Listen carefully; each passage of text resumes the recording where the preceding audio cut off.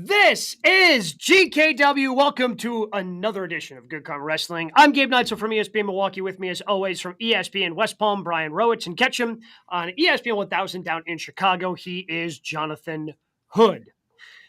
It seems like it's been a while, but not really because the week's been weird because the 4th was on a Tuesday. I don't know how you guys know what day it is. I think the only reason I know what day it is because we have the show. It's on Thursday. It's the only reason I know. But on Saturday, there was a very entertaining premium live event that was held at the O2 in London, featured a surprise appearance from one John Cena, but had a number of different results that we'd like to discuss right now. So right now, we're going to rank in order of importance the things that happened at Money in the Bank Saturday afternoon in London.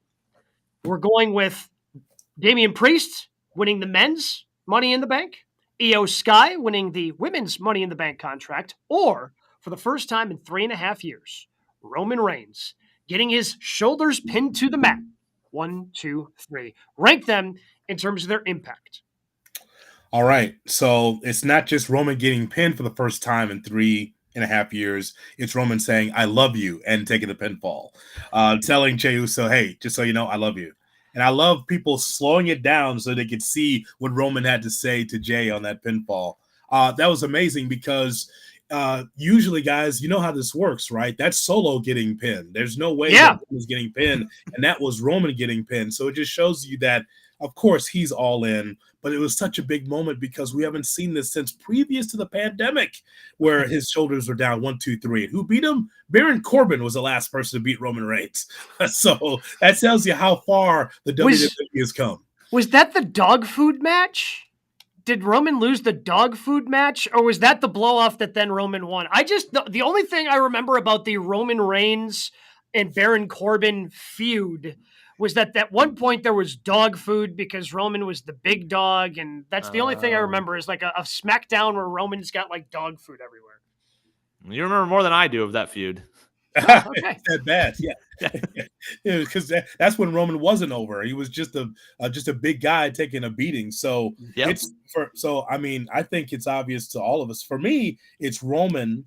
I think it's Io Sky, which we'll talk about a lot about here, because I think that between Sky and Damian Priest, that Sky is going to be the next champion. I think Priest is going to have to wait a while for Seth Rollins to relinquish that championship. But I think that they've been looking at Io Sky for a long time, the powers that be. When she got part of Damage Control, she was the baby face in that group. People liked her more so than they liked Dakota Kai and the leader of that group. So I think for me, it's Roman, Sky, and it's Priest. So I agree also at Roman at the top. The one thing I will add in is, why does Roman still have the title? Because they really haven't done anything since Mania to say, hey, this is why Roman won. All of this could still happen without the world title being involved in it. Like, I don't think Roman hasn't defended since Mania. It hits different for him to be the head of the table, for him to be the driving force to kick the Usos out of the bloodline. Hits different when he's holding 3 different championships because they haven't gotten rid of the other 2, and Paul Heyman is just sitting there dripped in WWE gold. Like, there are different visuals that those hit, and I just don't think Roman, as the head of the table, would be able to carry the gravitas that he did had he lost to Cody at WrestleMania. I just feel like they could have still spun it out to where, like, the bloodline's collapsing. He's lost the belt. He's upset about it and do it that way. But yes, the fact that he was pinned on Saturday, the fact that it was by Jey Uso, like, that was a big moment. That was a great match from a storytelling standpoint. They all worked amazing together, which isn't surprising. Like, that was a fun main event. For me, I'm going to flip the Money in the Bank winners. I think Damian is most impactful because I think somehow this is going to end with Damian Priest being a champion. We talked about it last week. I think him winning the Money in the Bank is sort of a reward for, hey, you've done a hell of a job these last few months. You were part of that Bad Bunny thing. You helped train Bad Bunny, and all that attention that Bad Bunny got for the company was because of your work in the ring. So I think they're going to reward him with the title run. In terms of Io, we've never seen a women's Money in the Bank winner cash in and not win the title. I feel like for whatever reason, that's going to happen this year. I don't know where they go, but I can see Io cashing in and not winning the title. I'm with Jay. So I think everybody. I mean, Roman Reigns getting pinned for the first time in 3.5 years has to be the biggest story coming out. It just has to be, because again, he's been the biggest thing in all of professional wrestling for the last, ever since he came back in the Thunderdome era. And this is the first time, not the first time this team that he's been involved with have lost, but he has lost personally. Where he can't point to Sami Zayn, he can't point to Solo that they're the ones who had their shoulders pinned to the mat, and the little like kick out, the way he kicked out with the low blow, again, just fantastic little storytelling things that I feel you can see that Triple H influence, allowing whoever produced that match to do their job, where I feel like, those little things just went unnoticed by Vince over the last decade plus. Right. Well, I mean, the other little thing, the moment where like he's sort of throwing a fit and Solo is just looking at him. Like they're planting some seeds there for Solo eventually, but like the storytelling within the story, like every part of it was amazing. It was so good. I don't know if you guys had this little tick like I have it, but after a big event like that on Saturday, back in the day, man, Monday there would be some hell to pay, right? Yep. You go right back into Monday. That's when Raw really meant something, right? Yep. You didn't have to wait until Friday. It's like, oh, this thing happened on Saturday. Some DVR'd it, some watched it live. Hey, man, I want to see the repercussions on Monday. I want to see Roman Reigns come right down, because with Austin or Brett or Shawn or Vince McMahon, I mean, you knew what was going to happen on Monday. It just shows you the difference between the shows now, because now you got to wait all the way until Friday to find out how Roman or the Usos felt about what happened. Well, yeah, and they've teased the tribunal of Roman Reigns, and they're going to do that tomorrow night on SmackDown. And I'm on that. That's something I hadn't thought about, because I mean, Raw was fine on Monday, but it was definitely missing that, right? Like, because that was if it's the biggest storyline going on in your company, and yet we're going to wait till Friday to tell it. It'll be fine. No big deal. We'll just, I mean, it solidifies that Seth's show or Cody's show, right? I understand that. Like, it's the second and third and fourth storylines in the company, but it's still that little tick from the 90s and early 2000s. Like, man, the pay-per-view happened. I cannot wait. What happened? Oh, yeah, we don't get that. We get Brock in Baltimore. Okay. You get a video package on Monday. That wasn't enough for you? That's another thing, too, I hate. For the back of the day. If you missed it, here's some of the stills of what happened at the paper. Now, my favorite is when they show the video, but then when they go for the cover, the screen just goes black. Yeah. So, I mean, now you got to have Peacock if you want to see that hand hit the mat for the third time. You got to have Peacock if that's what you want to see. They're still doing that from the 90s. They're still giving you still when the referee's in place. Lateral press, hook of the leg. It's like, what happened? Oh, I got to order the pay-per-view. I guess the replay on Tuesday night. Don't forget, that's when the replay pay-per-view is. Tuesday night, order it again. Order it now. Come on. I am going with Io Sky, though, as my number 2 coming out of that. They've teased this breakup for a while. They kept it together. I don't know if it was because of the injuries within Damage Control, but man, like I kind of had the feeling that this could have been Io's when they went to Saudi.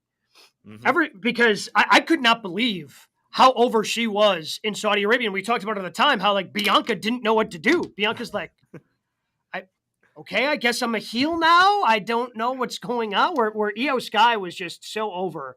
And hopefully she continues to get great reactions.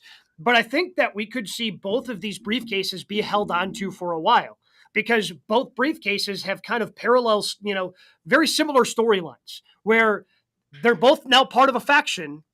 And in order to cash in, said individual may have to break away from that faction. At least we know that's going to be the case for Io Sky. They've teased it for a while. They've started to plant the seeds now of potentially Judgment Day, what goes on for them going forward. Maybe they find a way to regroup and Damian Priest can win the title and they'll still be together. Who knows? But we're setting it up where both could hold on for quite a while. And I don't think that's a bad thing, because it seems like every Money in the Bank, the women, whoever the women's Money in the Bank contract holder would cash in that day or the Monday Night Raw after. In the case of Asuka, she ended up winning it the next day, winning the women's championship because Becky had to leave because of her pregnancy. But I would love to see the women's holder have it for a while. And even like last year after Austin Theory won, they just kind of decided to punt on it in the fall. They're like, we don't know what to do with this. Go after the U.S. title. So I think that Triple H probably has a long-term idea for both of these. And I would not be surprised if we saw both hold on to it for 6+ months. Yeah, because that's the Triple H thing. I think the important thing. Like, we see those sort of Vince-isms, but like Io and Damian winning are very Triple H-ish, I feel like. Like, they're up and coming. They've worked hard. They sort of earned it. It's not people we've seen in the title picture forever. So that gives me hope that it is going to be a fun run for both them with the briefcases. I should speak on Damian Priest because I've been a fan of him from the beginning. I just know I saw him in the Indies as Punishment Martinez, which is a much better name, by the way. Punishment Martinez. What a name, right? Man. But as Damian Priest, though, Gabe, here's a guy here that's held up both ends of the Judgment Day, the Edge run and now and the Prince run. He's the guy that stands out the most. This is not a shot at Dom. It's not a shot at what we're seeing with Rhea Ripley. I'm just saying that I've always seen champion in him. Yeah. And as you laid it out, it is the WWE saying thank you for laying down for Bad Bunny. Thank you for losing a lot of key matches. You did not pout. You were a professional, and he's one of these veterans that's been around for a long time. So I think Triple H definitely respects him. I'm just thinking that he's going to be the next World Heavyweight Champion. I just don't know what show. I think they love Seth being the champion. The only thing I'm concerned about is the tread on the tires of Seth. He ain't Orange Cassidy. Okay. What I'm saying is like he's been around for a long time. You know what I'm saying? So like some house show, all of a sudden he's got an injury. I'm not rooting for it. I'm just saying that Seth's been going for a long time. And so I just think that at some point we're going to see Damian Priest as champion, maybe sometime at the end of the year. Would not surprise me. Yeah, I'm 100% there. Like, and to me, if you're Triple H and you still have to run these ideas, like Damian Priest looks like a Vince guy, right? Like he's big, he's tall, he's, like to me, that's an easy sell if you're Triple H, to sell that to Vince. And yeah, I think both these people, I think both Damian and Io Sky become champions. I don't know where Io is going to fit in, but again, you've got a story to tell with their breakup. You're probably going to have that breakup match, I would assume, at Summerfest. In Milwaukee. I've got Summerfest on my mind. At SummerSlam, which is in Detroit. Final week of Summerfest. Check it out in Milwaukee. There should be wrestling there. I've always thought there should be wrestling at Summerfest. They should set up a ring. Yes, they should. It's always been a solid wrestling town. So I don't know why there's never been wrestling at Summerfest. I've always thought it should be. Shout out to, back here, Gruber Loves is one call. That's all here in Milwaukee. He's a huge sports fan. He's got a sports zone that we do our live broadcasts from. Yeah, why not? We should get a ring in there. Make it happen. Maybe, you know what? My hope, this is what I'm going to start. I'm going to start pushing for this. I don't know where we're going to get the money, but a Bad Bunny double feature. He headlines on one of the stages, then come over and mains event whatever wrestling show we're putting on. Summerfest, that's a free idea right here from GKW. And in Milwaukee, he has to face Silas Young, right? Like, that's a Milwaukee rule. Yeah, yes. Silas is going to be on the card. Like, it's. Last real man. Last real man. It's the Milwaukee rule. I'm sorry. I'm sorry. The Common Council continues to uphold that rule every single year. They have a meeting over it. I have no control over the Silas Young rule. Packer fan, Silas Young. Last real man. And I was rooting for him too. He's looking up at the lights for like 3 minutes at EW shows. I'm like, come on, man! I paid good money to see that guy in the Indies. I paid good money to see Silas Young. Hell of a talent. When he wrestled here last year, it was people were going crazy for him, and like I have a funny feeling everybody on TV is like, why the hell? Because he had no introduction on TV, right? Because he's Silas Young. Like, there was no introduction from Milwaukee, Wisconsin, So, like, I'm sure people on TV were very confused as to why Silas Young was so over with the AEW Milwaukee crowd. They dissed him like they dissed Daddy Magic and the Butcher. The jobber intro. Wow. And they came up with a tremendous nickname just to have one match and lose. Magic Meat. They were Magic Meat. Magic Meat. And it was fine. And then, of course, they got the jobber intro. I'm like, that's brutal. They're better than that. Sign number one that the JAS is going away. But those were kind of how we're moving on to, AEW. We'll get to some of that, I'm sure, in just a little bit. That's the top story in professional wrestling coming out of Money in the Bank. We have 3 other stories we want to touch on throughout the course of this episode. We like to call it the 3 count. Brian, what do we have at number 1? One of the biggest reactions from Money in the Bank that would come from one LA Knight who did not win Money in the Bank. Triple H post-show says, though, quote, "Good things come to those who wait." So what should the WWE do with LA Knight? Okay, I understand Triple H saying this. However, Trips, buddy. Uh-oh. Well, like, I mean, okay, yeah, you're in charge, and I am giving Triple H the benefit of the doubt. However, I'm still not sure how much power you're going to have once this whole Endeavor thing starts, and sitting at the top of that is going to be Vince. I would say for the last, 10 years, good things have not come to those who have waited. If you were a WWE fan, it was very much Vince wasn't telling long-term stories. Vince was telling stories for right now. Vince was telling things in the immediacy, and whatever happens in the future, who gives a shit, right? We're going to do what we have to do right now. And just so given the history of WWE, yes, I think you're doing the right things right now. And you're telling one of the greatest stories in professional wrestling with what you're doing with the Bloodline, a storyline that's been 2.5 years in the making. However, when it comes to long-term storytelling, I'm still not quite ready to go, oh, yeah, absolutely. I trust that you're going to, lead us to great things when it comes to LA Knight. I don't have that faith in WWE at this point. I'm getting there. They're starting to build that trust with me as a fan. I'm just not all the way there yet. Tater72 on our YouTube. Go to YouTube and subscribe to our YouTube page. Good Karma Wrestling says, please get that U.S. title off of Theory. What he's saying is that that's where he wants LA Knight to go. Get the title off of Theory. It's funny. They've been working house shows, by the way, so they might be teasing that. Yeah, we'll see it soon. And I ignore Theory now. I'm like, he's got so much heat with me. Just like, you are not changing. You're still the same guy from a year ago. He beat John Cena at WrestleMania, though. That didn't make him a star? No, because John buried him before the match. That's why. That's why. No, that's the reason why. No, he was not a star because John Cena was a dick and he buried him beforehand. Yet John Cena, the only guy with no script, no bullet points. Just go out there and just say whatever you want. It's bad for a young. We talked about it. That's bad for a young talent. Absolutely.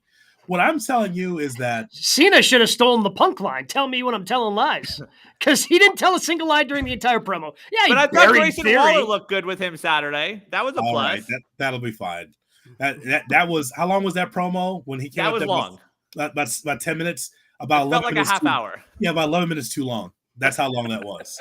What I'm saying is, guys, is that okay? So Theory would be the guy that LA Knight should face and take the title off of him. But here's the thing. He's over, and that's a win for me. That's a win for me. From where he went with dealing with the Fiend and all that nonsense brought to you by Mountain Dew, that's a win for me. Well, even before that, go back. He was a manager of the Maximum Male Models. He was Max Dupree. For him to get that response, not only in the United States, but also in the UK, in Puerto Rico, we see it. So it's everywhere now. And so people they get the catchphrase, they get him, and they love this guy. And so it's okay. That's a win for LA Knight. I've seen him interviewed right up to Money in the Bank, and he says he's surprised at the type of reaction that he's getting. So he'll get his, he's not going to beat Roman or like Seth anytime soon, but at least he's over. And that's you know what? For me, in this iteration of WWE, check mark. Good. Yeah, I think that's fair. And I think from a WWE lens, when we're looking at it, he might have hit his ceiling already. Just being this over, being this excited for the fans to see him, that might be it. Because Saturday was your opportunity to say, man, this guy's over. How do we work him into a world title picture? You give him that damn briefcase, and then all of a sudden he's in the world title picture. Imagine the reaction of him cashing in and beating Rollins at any point. It would have been massive. It would have been right up there with the Dolph cash in. And now they're just saying, all right, great. The U.S. title, what does that mean? Theory, as much as they've done a good job of elevating the mid-card titles, that U.S. title isn't one of them. It's not on the same level as the IC title. That's just a prop. Theory's held that belt since November, and it means nothing. And that included being in the ring with Cena at Mania. So, yeah, they'll give him the title, and maybe that means something. But, it's not going to be some massive moment that we get out of him. So Gabe, it's protagonist versus antagonist. If you have a guy that's over as much as he is, and I just think that LA Knight is over. So who's the opponent against him? Like, he should be against an establishment. He should be, it's him in the crowd. It's kind of like that Austin thing, right? I'm talking about Steve Austin, where it's like he's against the establishment. He's against something to steamroll over something to get to somewhere. Him beating Theory is a one-on-one matchup. Theory doesn't have a manager. He's not in the faction. It's just a guy. So if he beats Theory, then what? Like, he's not beating, as I mentioned, not beating Roman. He's not beating Seth Rollins. He's not beating Gunther, right? So it's LA. So what's next? To me, as is, he's a great character. I think you have to let that character develop. I'm not trying to strap a championship on him tomorrow, but you got to be able to have something that he could fight for that makes sense. Well, would you be okay with him beating Gunther? Like him being the one to end that run? That wouldn't seem right. Well, no, I mean, yeah, I understand. Like him against Imperium, those guys. That's right. Almost. I mean, without having backup, that doesn't look realistic, right? I mean, look at that. Little LA Knight against those three behemoths. Ladies and gentlemen, I'm the worst ring announcer of all time. Oh, and like it's the ultimate heel move, because I think everybody was starting to like Samantha Irvin's introduction for them too much because the way she sold it. So now they've stopped having her do it and having him do it because, they were getting too over as baby faces when they're a heel faction. Where WWE screwed up here is LA Knight didn't need to win a world title. Winning the world title equivalent would have just been grabbing that briefcase, man. Like, you could have created a great moment. Like, he could have cashed in later and he could have lost and he still could have rebounded from it and then gone on to fight with Theory and do whatever. But like, you could have had a really over moment. I don't think personally, as happy as I am for Damian Priest, the performer, that he has that briefcase and I think he's going to be a world champion. Like, Judgment Day is already in the main event. Like, Judgment Day is featured heavily on every single Monday Night Raw. Like, they're already elevated. Like, LA Knight is over despite not being on every show, despite not being on every PLE, despite not always showing up. Whenever he does, the crowd loves him and they get behind him.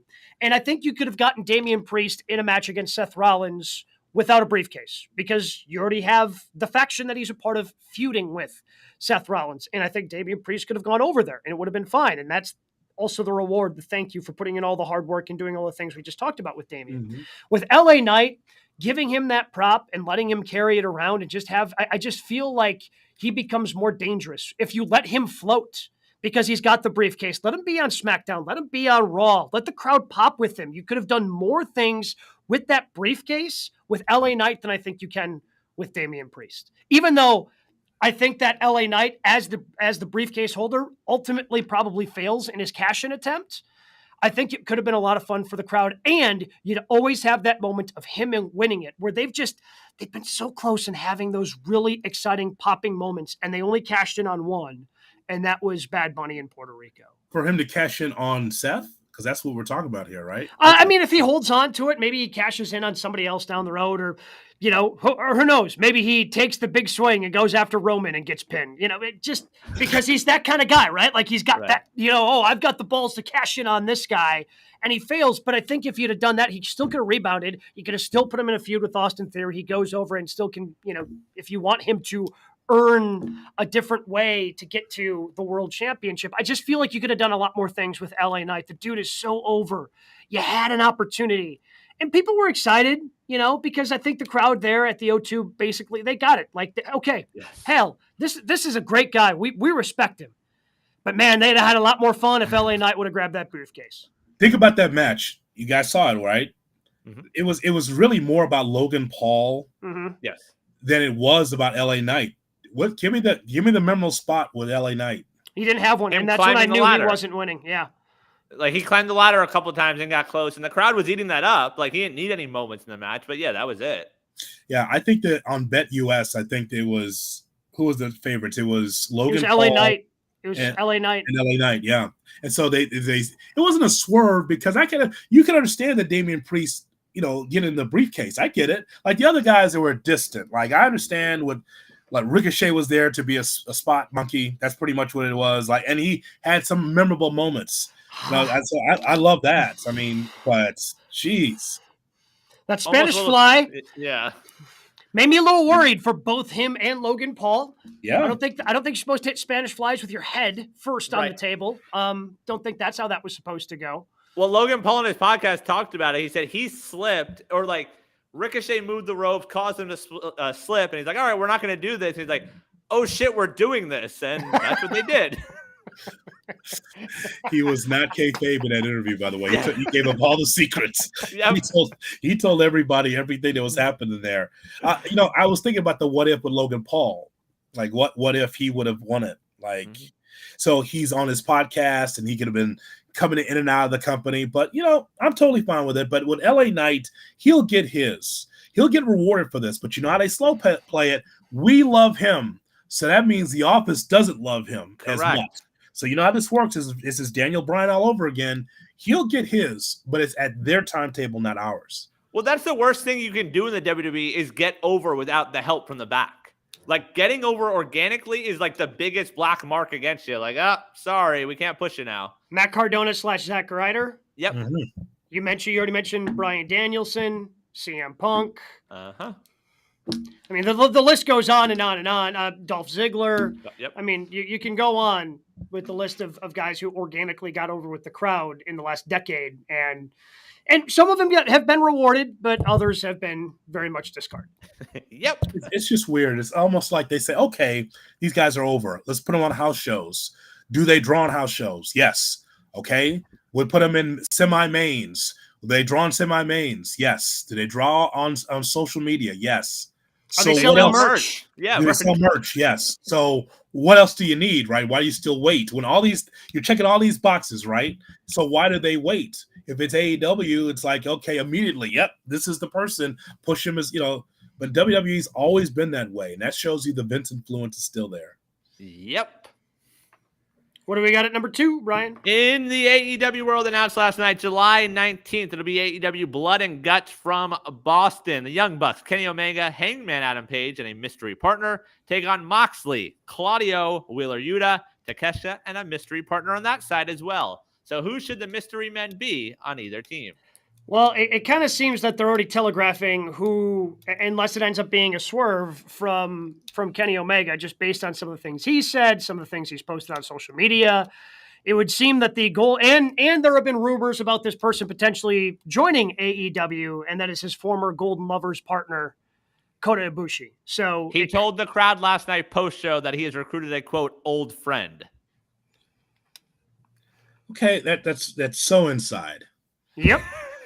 It's like, first of all, I've heard the Golden Lovers. What a weird name. That's just a bizarre name. And so, like, Blood and Guts. So I expect, guys just going at it, bleeding and cutting themselves up. It's like, that guy, Kota Ibushi, is he ready for that? Can he provide that kind of entertainment? Because to the Boston crowd, if you're into New Japan, cool. But if you're not, you're like, who's this guy? Mm-hmm. Right. Now it's Forbidden Door all over again. Yeah, well, and so you would have to almost introduce him with a video package next week, right? Or are you going to save these mystery partners as an actual surprise in 2 weeks when they're in Boston?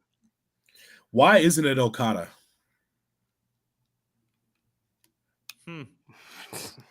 At least it's someone you know. It's just right. They've shown him recently in the main event, right? Mm-hmm. Yeah, I mean, again, and Okada has had a presence on your televisions, right? Over the last handful of weeks because of Forbidden Door. Like, that would make a lot more sense than, look, and I understand you want to get Ibushi involved and you want him to be a part of your company maybe going forward. So I guess that's a way to introduce him, but like, then you can't let it be a surprise, because then you're running the risk of what happened. And I've told this story before, when I was sitting in there in Chicago the Wednesday before Thanksgiving and the Butcher, Blade, and Bunny came out and everyone's like, who are you? But they've done that multiple times. Like when LAX debuted on the first Dynamite, like the Dark Order guys, everyone's like, huh? And they're like, oh, lights go out. Like, it's like, okay. Like, but like, this could be an opportunity to, like, you throw someone in there and like you light a fire under them. Like, we've talked a lot about how they've sort of squashed Wardlow. Imagine Wardlow getting that opportunity. There Make him go. the 5th man on the elite team. Like, that's a huge opportunity for him. And it heats There him right back up. A name we know. Right. There you go. I mean, someone that the fans have been invested in. Golden Lovers? Really? It's it just shows you that there's 2 Americas when it comes to wrestling, right?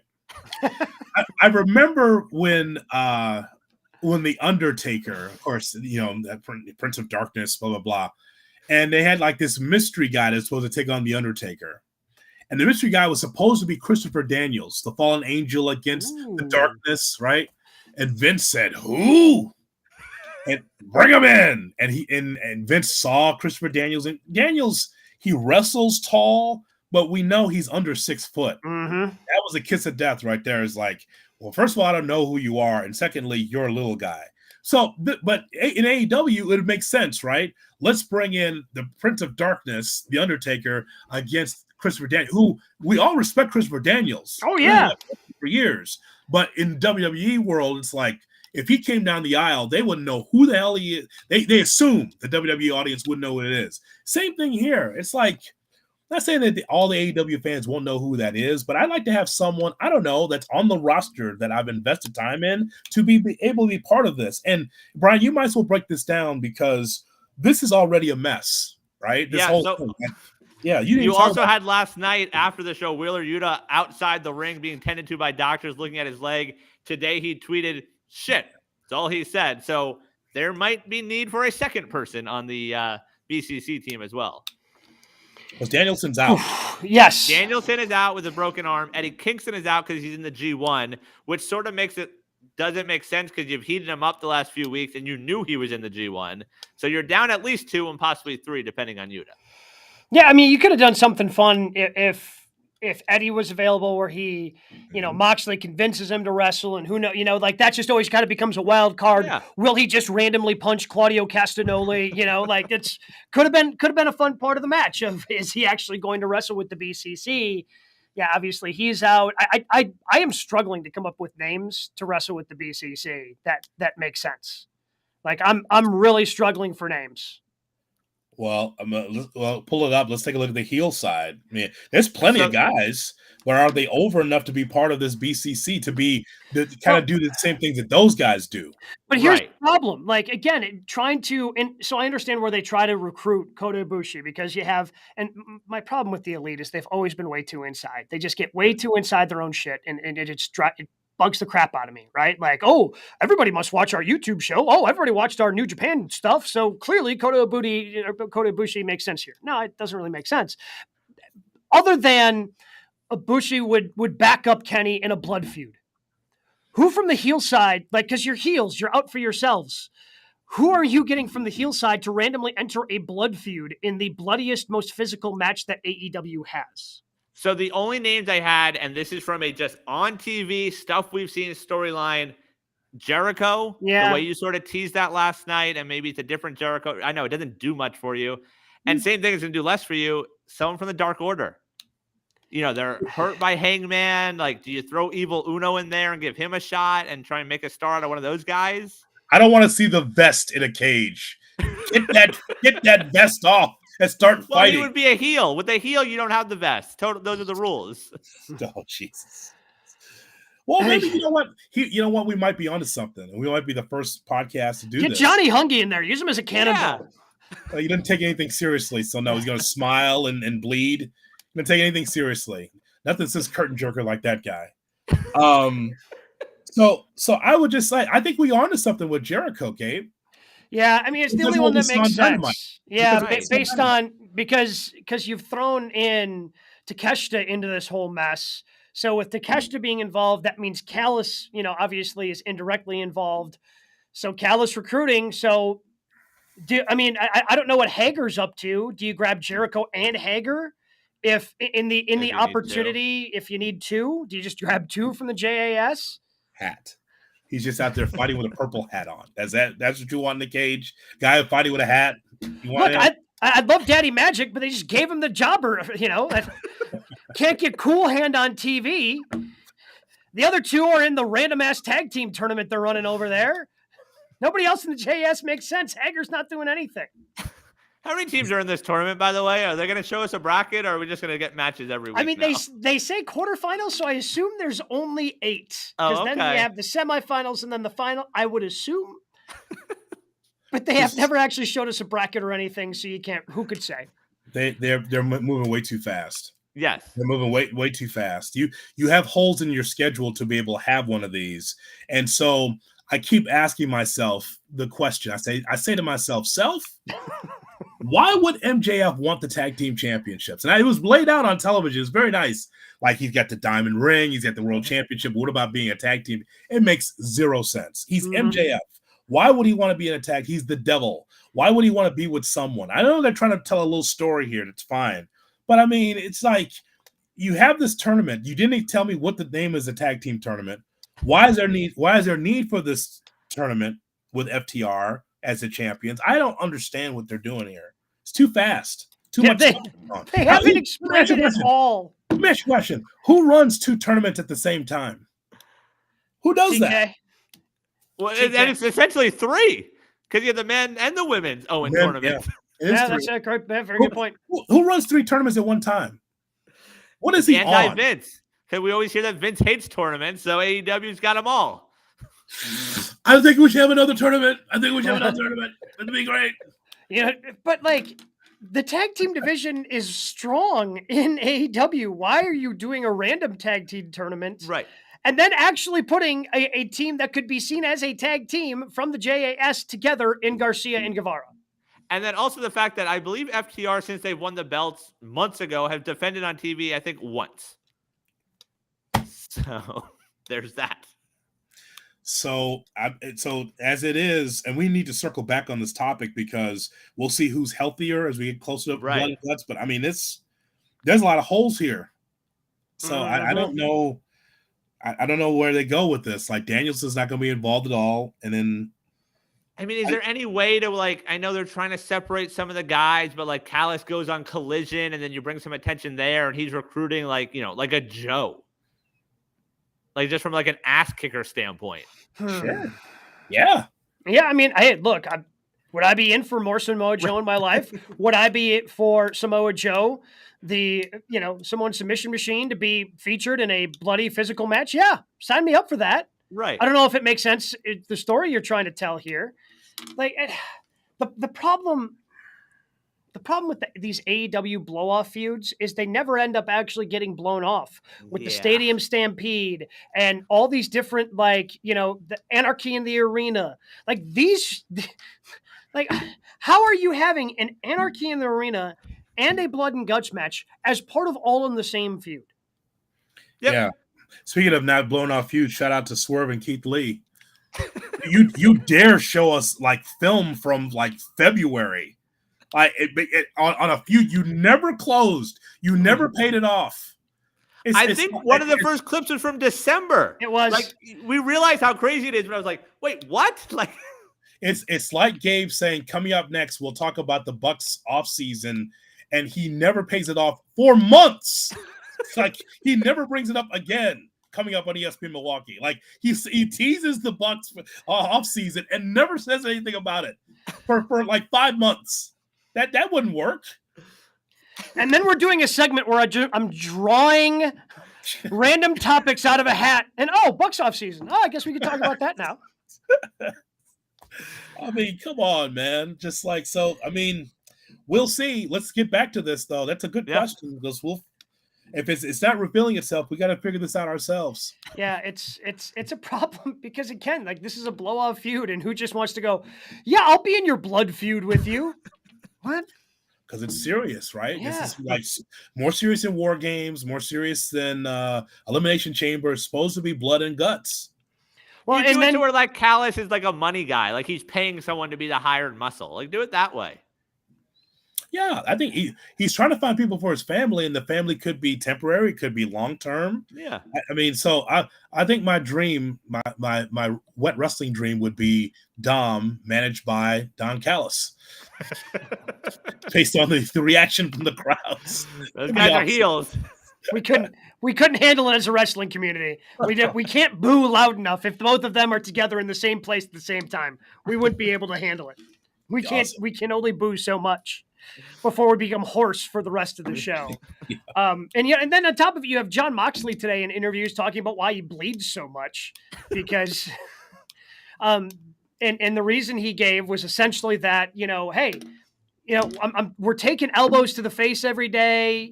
Every match we have out there, we're taking these, like, how tough are we? Like, we're not superheroes in terms of, like, if you get hit in the head enough, you're going to eventually bleed. This is supposed to be a combat sport. So that's why he believes in bleeding as much as he does. And for those of you that can stomach it, you can look up on social media him with skewers in his head from this past 4th of July. Happy Independence Day. Yeah, I think that says a lot for his wife. Honestly, that says a lot for her to tolerate that. She must have some darkness too.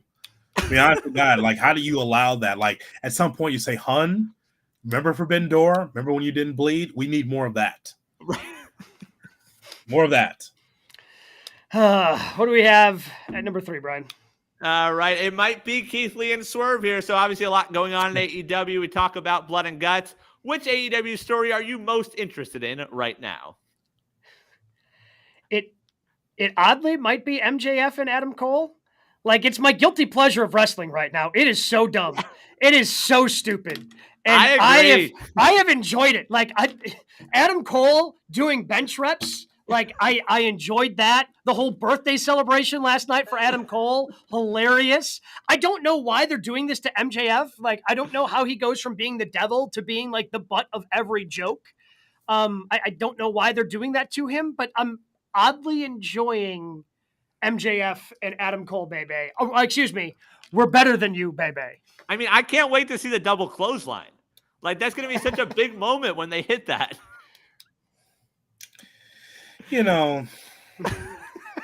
Well, let me just, before I go into that, let me just say what I'm really happy about is it shows the versatility of MJF. And we've seen this several times in the company. I mean, imagine him just being a guy that is a baby face and just is that, how many devil worshippers do we have? Well, Canada was all about it last night. They loved, because deep down, I think that the average wrestling fan loves MJF. They don't like what he says, but they just love the talent. They love the promos. He's one of the faces of the company, all that. So I like his versatility. The guy tries to do a reversal into the cake, right? He's like, I'm going to put Adam's face into the cake because it's his birthday. He gets reversed into the cake, and MJF takes the cake right to the face. A small cake, by the way. Yeah. And then MJF's just there on the mat laughing. He's just laughing like, yeah, they got me. And I just thought that was perfect. That's one of my favorite parts of that segment. Like, I'm laughing. They got me. And so Adam Cole is not, he's smarter than this. I don't know how this all ends. But I just think that, I guess, because they're wasting time putting MJF in this situation as a tag team with Adam Cole, they might as well just have some fun. I mean, because that is the most WWE thing I've seen on AEW in a while. Mm-hmm. If this was in WWE, we would shit all over it. That's true. No, because yes, we would. We would. Last night and it wasn't to the level because he ended up having the big turn at the end, but it had Festival of Friendship vibes to it, and Festival of Friendship was fantastic. It's only because we know how this movie ends. That's why I'm rolling my eyes at it. It's just like, okay. All right, so and Adam Cole knows that this is the devil that you're dealing with, and I mean it's cool that they're a tag team, but they're hinting that he might be falling for the trap. Like, he agreed to another bro session. He genuinely thanked Max for the birthday celebration. Mm-hmm. He may be falling for the spell of the devil. I mean, is there any chance we see Cole turn? Not that they become like a tag team or him just sort of become more heelish. Oh, that would be a hell of a turn. What Adam Cole is the Bianca Belair of AEW? All of a sudden, that's a little slight turn. The answer to the question is Blackpool Combat Club. Anything they do, I'm interested in. And I know they're maybe down 2 guys, but I think that anything they do is interesting to me. And of course, still in the back of our minds, guys, is something with CM Punk and the Elite. It's something still in the back of our minds. How about CM Punk attacks the cage and Blood and Guts, gets the bolt cutters and tries to get in, like something like that, like just to keep the fire stoked, something, right? The Blackpool Combat Club, though, to me is very interesting, and I think that anything that CM Punk is doing, I think is fascinating too. I guess if we're watching on Saturdays or DVRing it, we're colliders. Did you hear this? Yes, that's how it is. We're colliders now. And that gives me a moment to go off on Dave Meltzer for a second. Just give me 1 minute on him. Dave Meltzer, Brian Alvarez, these guys. Okay, and John Pollock. I'll throw him in there as well from Post Wrestling. Guys, we all know that we're busy on Saturdays, okay? We understand that all these shows are not live. Some of them are taped. To talk about the ratings over and over again about, well, it's the summer and Saturdays aren't very good. They keep slipping the ratings. Do you understand that AEW is getting paid to put these shows on? You think they give two shits about the numbers on a Saturday night against UFC, against baseball, against everything else? I mean, their MLW today, NWA today, wishes they had 2 hours on Saturday nights. They wouldn't care about the ratings. They would care about being paid for the time. So this whole idea that they measure like, well, this Collision show, and Eric Bischoff the same way, boy, these shows are struggling, and CM Punk's not a draw. Not true. Not true. They're building on something. Dynamite's not a complete product yet. So because it's a young company. So I'm just so tired of these guys. All their podcasts are leading with, boy, the Collision ratings are bad. Rampage is bad. They're getting paid for it.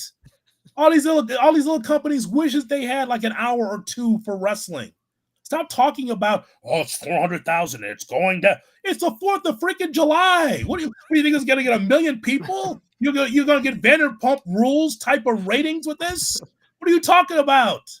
Stop. They have nothing to talk about. So, AEW's in the mud. Are they really? Are they really in the mud, Gabe? I'd like to extend that to any and all sports TV ratings. You don't have to care about them. Turns out you don't have to give two craps about any of it. It doesn't matter to any of you. The only thing it matters to is TV executives. And guess what all those TV executives keep doing? They keep giving the NFL, which is the only one that continues to go up. They keep to give Major League Baseball, the NBA, the NHL, UFC, WWE, AEW, whatever other sport entity you want to throw in there. Guess what they keep doing? Keep giving them more money. That's all you should care about, is that these sports executives continue to give those entities money to put on a show. That's really all you need. And then as a fan, the only thing as wrestling fans we need to care about, and I've kind of learned this, I think, by doing this show, because I've stopped giving a rip what the Dynamite number is on Wednesday, what the Raw number is on Monday. I just don't care. I'm watching it. I don't care if other people are watching it. Did I enjoy it? That's all I care about. Was this a good show? And that's all you need to care about as a wrestling fan. Was this a good show if you happen to watch it? Well, that's the thing for me with the numbers. Like, I only care because I feel like they push each other. Like, we saw wrestling at an all-time low when it was just Vince, when there was no competition, when there was no WCW, where he can put whatever he wants up there and some people are going to watch. Like, as these two companies grow, it's going to make the product better. And like, to the question, like, we have a lot of AEW options right now, which is awesome. Yes. So what my whole point is that when all these podcasters lead with, well, especially Eric Bischoff, oh, the CM Punk, he's not the draw. No one's watching CM Punk. No, people are watching, but they watch because they watch at their own time. Mm-hmm. No, they have to sit their ass down at 7 o'clock Central on Saturdays. After, when I'm done with bowling, when I'm done going out on the town, I'll watch it early Sunday morning. Hell, I'll watch it Sunday afternoon. Hell, I'll watch it Monday when I get off of work. Right. Because that's what this is. That's why you have DVR numbers. So the whole idea was, all these shows, like for instance, do you think AEW's any of their shows are going to be canceled because of low ratings? What the hell do you think this is? I mean, it's been 3 weeks. Right, they've been on air for 3 weeks. Soccer's in the mud. No, they have an Apple deal. They're fine. They're doing just fine, thank you. Right, because they're getting paid for the product. College football, NFL is the same thing. So these wrestling guys who don't understand the numbers, by the way, they actually don't understand it. 0.15. Boy, this company's not going to last long. This is like WCW. No, it's not. Well, because it's not. The ratings game has changed in 2023 versus what it was in 1998, and Eric hasn't figured that out. And it's an on-demand world. There's a reason, Hood, that our radio shows that we do, turns out we offer those as podcasts, and people can listen back to them at their convenience. Yeah, because that's the way people are used to consuming things in 2023. Yeah, some people might catch it live, which is great.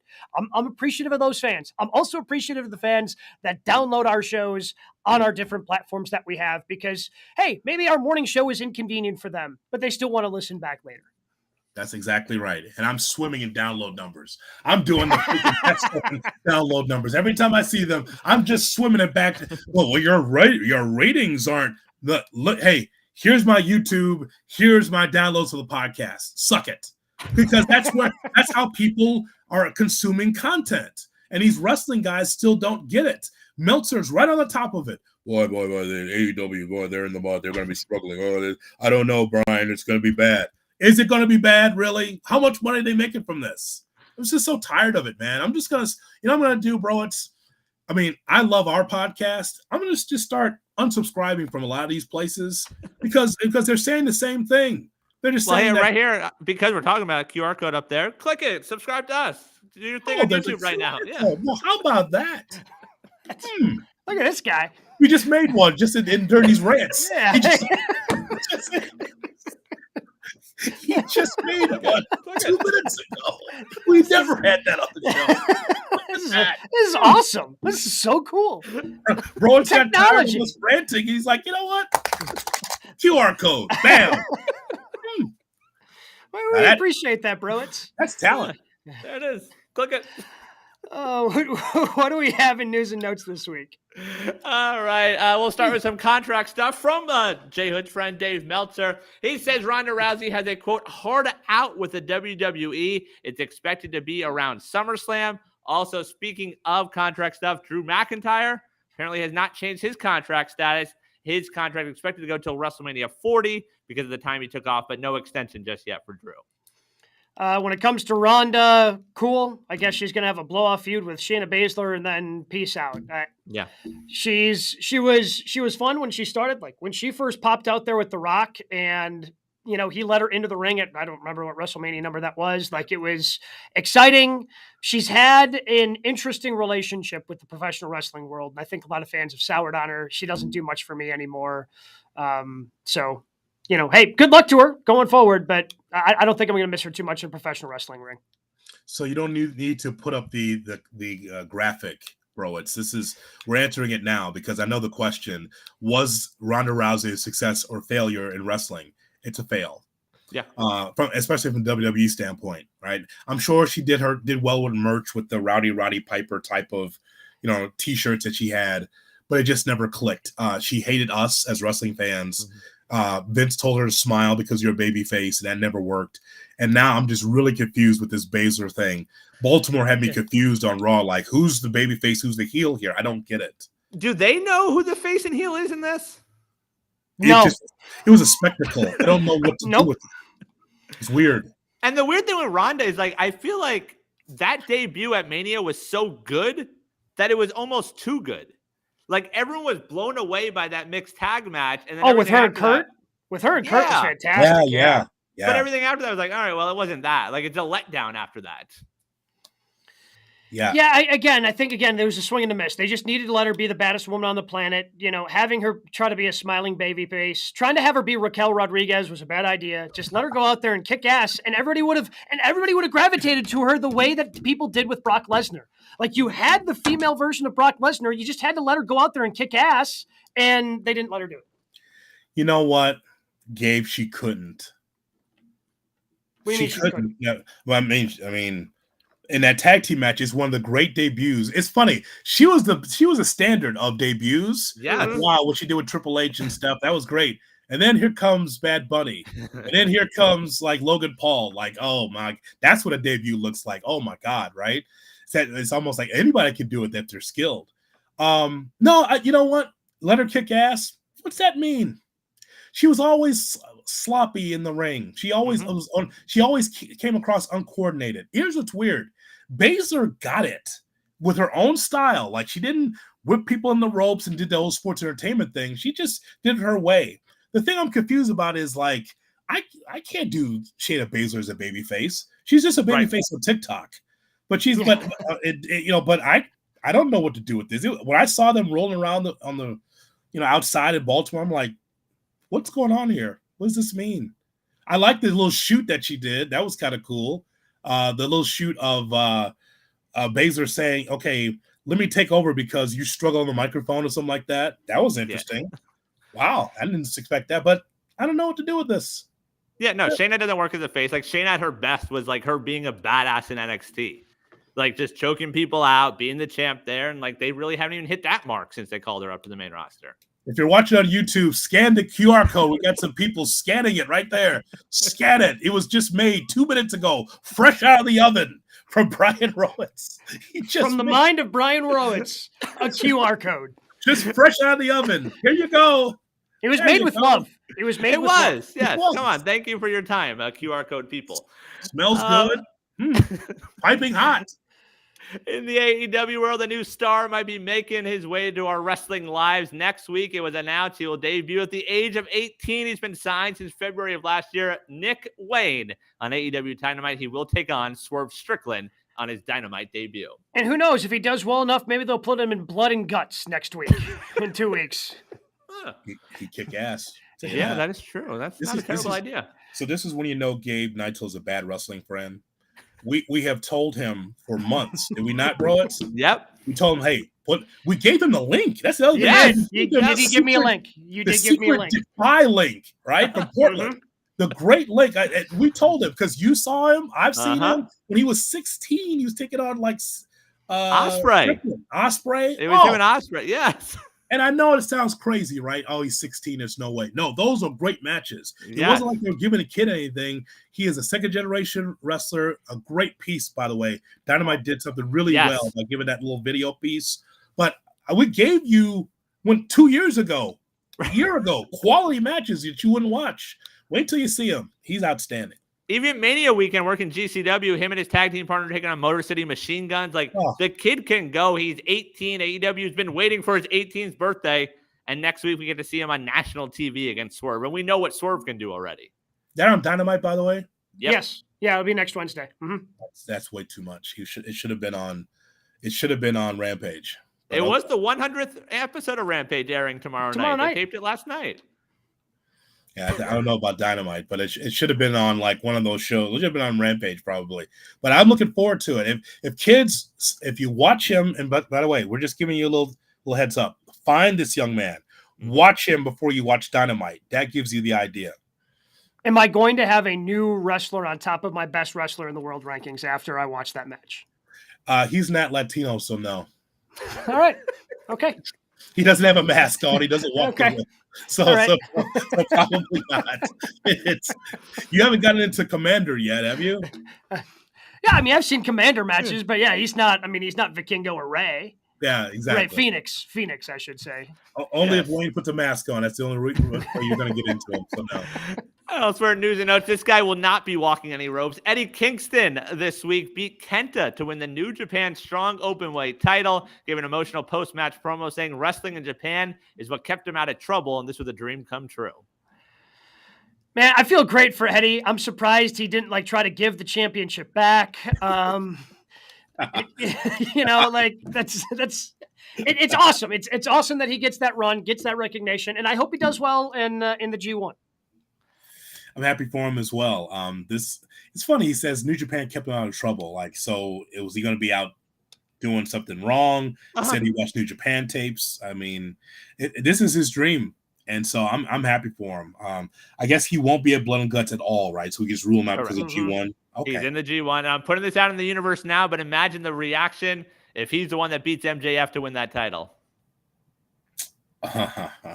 They have a lot more to do to heat him up to that level. Do it at Arthur Ashe. Do it in New York. Ooh, you hear that, ESPN New York? Okay. The tickets are coming, by the way. That thing is going to sell out, I think. If you get blessed with good weather, I think it'll be fine.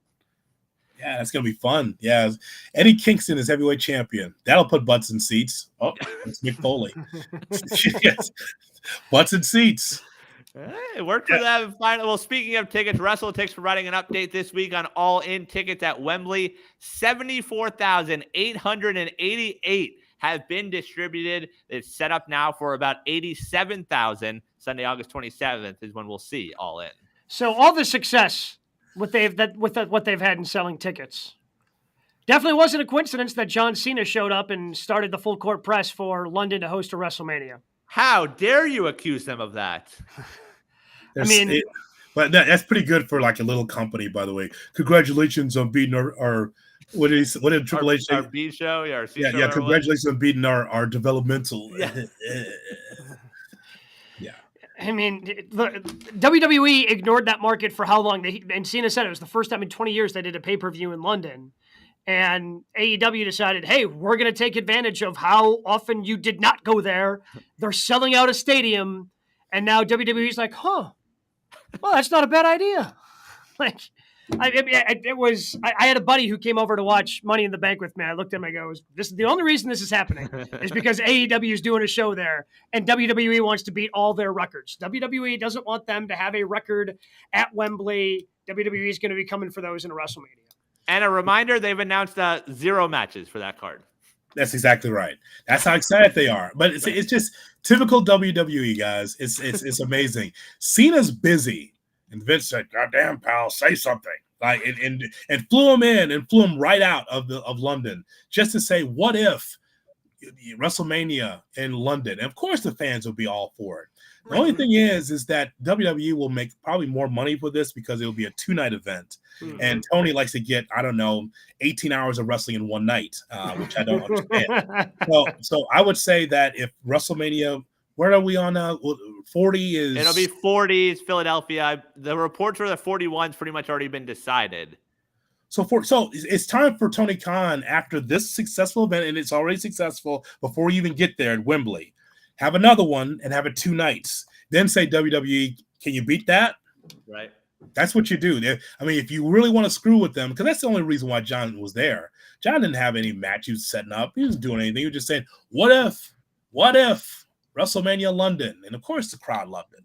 So I would say that if you're AEW, have this and say, you know what, we had such a great time. We'll have 2 nights and we're going to fill it up twice. Now what you're going to do? Have WrestleMania for 3 nights? Beat that. And look, you could probably even do it next year where and I have been a proponent that All Out is their WrestleMania because it's meant so much to the company, the roots of being All In. Have All In and All Out there next year. Just run it back again next year. Just have both shows there instead of trying to run back another major event just a week later. That's what I'm going to be interested to see is how many fans. No, because it'll be I have no doubt that All Out will be well attended in Chicago. I got questions about Dynamite and Collision, but I have no doubt that All Out will be attended well. But I'm also curious how many people are going to want to buy both of those, All In and All Out. I would agree with you. They both should be in the UK. And I love when wrestling comes to my hometown. They got no business coming back here. Yeah, it's just saying like they do it too much. It's too much. Can we breathe for a little bit? Can we just get a breather? Come back in Thanksgiving because here's what's going to happen. I'll tell you. Oh, they're coming back Wednesday before Thanksgiving. It. Thanksgiving. Yeah, they'll be right back at Thanksgiving. It's like, so you're just wearing the F out of this market. But hey, we keep coming. Yeah, you got no one to blame but yourselves. Yeah, that's it. We keep coming. You keep showing up. It won't be any empty seats. There's like, oh, AEW's coming. Here we go. CM Punk. So. We keep showing up. That's why they keep coming to Chicago. It's the most sure thing that they have. Mm-hmm. Is Jacksonville and Chicago. That's the most sure markets that they have. Without a doubt. And Toronto's going to be on that list too as sure markets as well because that was a great crowd for them for the show that they had. The pay-per-view. For Forbidden Door. Yeah, Forbidden Door was great up there. All right, boys. What'd you have for your match of the week? I think it's pretty obvious. I think all 3 of us probably have Natty Neidhart against Rhea Ripley. Mm-hmm. Yes. Yep. Mm-hmm. I mean, that's it. Well, here's what happens, bro. It's when you have time, right? Yeah. When you have time, Natty Neidhart could go. She's female Dolph Ziggler. She's just good enough to be able to get others over. But that was fantastic. And the thing I was disappointed, Natty's on Busted Open, and she's like, well, I proved to Rhea that I could hang and I could get out of the storyline. Just be real for a second, right? It's got to be frustrating for her as a veteran, knowing that 3/4 of the women in there can't hang with her. Nope. But yet she was able to get it done against Rhea Ripley. A fantastic match. My one thing with that, I did have that match down. It's like, but why? Like, why the squashes before? Like, we've seen her squash the last few times. Like, that to me just didn't make sense. But yes, a hell of a match. MJF against Ethan Page. The impromptu match was hilarious. I mean, fantastic. Yeah. Well, and we've been saying this about Ethan Page, I feel, for a while, that the dude can go. Like, they haven't been able to find him the right avenue to be featured. Like, he just keeps fading to the background, It's just they haven't been able to find something great for him to really just sink his teeth into. He was in his hometown, his country's hometown, and that was a better match than I thought it was going to be. I know Ethan Page could go. I just didn't know how the two would mesh. Pretty much two heels, but Page, he gave a hell of a promo. And I thought that match was really, really well done. But you got to feel for the local guy who was about to come out and get the opportunity that Ethan cut off. The big guy. Yeah, the big guy. Always It's thinking, always thinking about the that indie guys. Yeah. Always sticking up for the indie guys. Even when they're in Canada, the Canadian indie guys. Brian's even into those guys. Got to feel for him. You got to feel for them. What else is on your list, bro? The other one out there, Swerve and Keith Lee versus Orange and Darby. As frustrating as the Swerve and Keith Lee thing is, like, I enjoyed that match. Darby being thrown across the ring, like it had a lot of potential.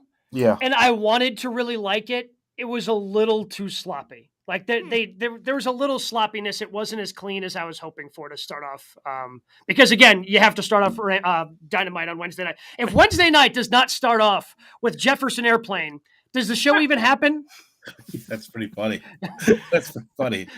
So how many mistakes did you count in that match where Keith Lee and Swerve ran into each other? There was a mistake, like 4 times.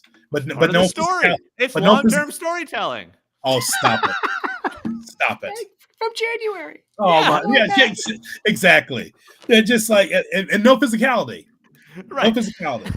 Oh, man. And then the other one, just from a storytelling standpoint, is the Civil War match. Like Roman and Solo versus the Usos. Like, it's awesome to see the Usos continue to get these opportunities, and they just really shined in that main event.